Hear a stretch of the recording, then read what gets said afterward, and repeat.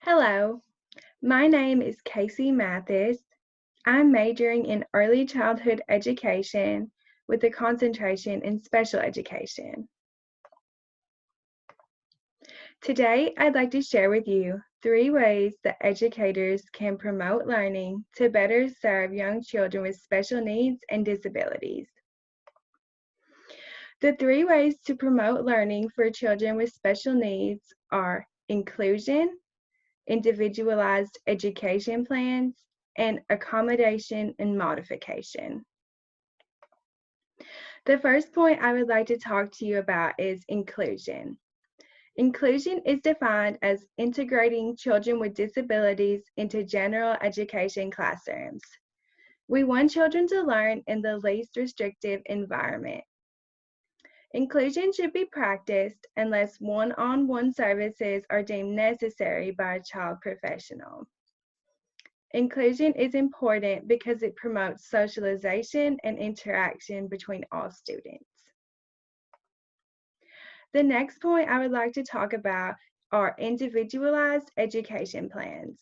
These are also known as IEPs. An IEP is a program that specifies goals and objectives for educational services. An IEP meeting is held between parents, educators, and child professionals, such as a speech therapist or an occupational therapist. These people are involved with developing and following through with the IEP. IEPs are important because they are tailored to the specific needs of the individual child.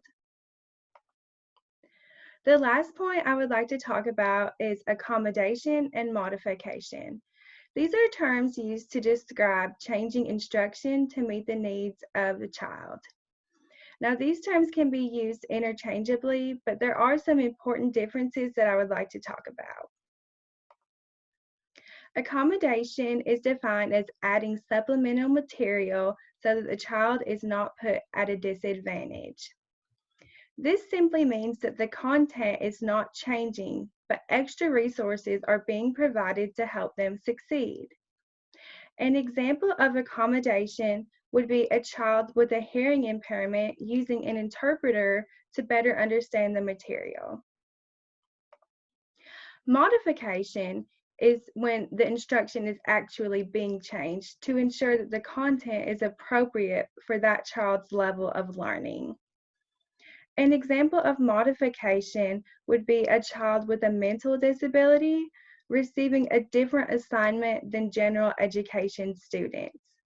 This assignment would cover the same material, but it would put the child at a fair advantage for learning.